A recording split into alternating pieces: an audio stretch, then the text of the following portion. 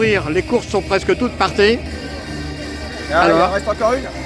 Il reste celle de 18h, les 13 km. Bon, ces derniers jours, avec tout ce qui est tombé du ciel, vous avez dû avoir peur.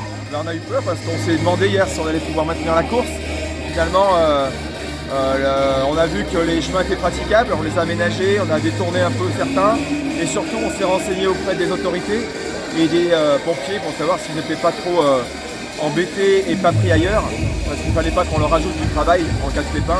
Ils nous ont dit non, allez-y, il n'y a pas de souci. Tout est rentré dans l'ordre, donc tout va bien. Alors le trail de Côte-Rôtie s'est inscrit dans le programme des courses outdoor. Les courses, pardon? Des courses comme celle-ci. Ah oui, oui, oui. Ouais, puis les trails du Rhône, on fait partie de toute une série de trails qui ont lieu dans le Rhône.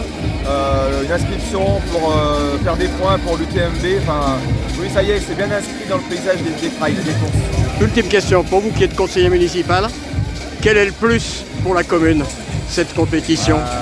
C'est de pouvoir amener le sport au centre-village. En général, le sport, il se situe dans les stades, ou il se situe dans les rivières, les piscines, dans les rivières, alors que là, on a la chance de pouvoir faire venir le sport dans le village, et tout le monde en profite, des commerçants, des artisans, la population, enfin, du coup, tout le monde en profite. Et puis c'est aussi quand même une sacrée promo pour la Côte-Rôtie. Pour la Côte-Rôtie, pour la commune d'Ampuis, et pour toute la région.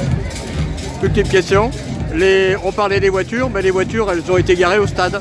Donc là, on est écolo à 100%. C'est ça, exactement. On les a garés sur le parking de la CNR.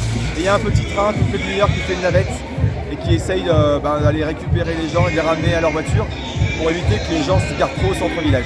Alors ça n'empêche pas que les gens se garent où ils peuvent, mais on les incite fortement à aller se garer un peu plus loin. Il y aura une deuxième édition, une cinquième édition en 2025. On va réfléchir déjà à la date, mais ce sera certainement pareil le troisième week-end d'octobre.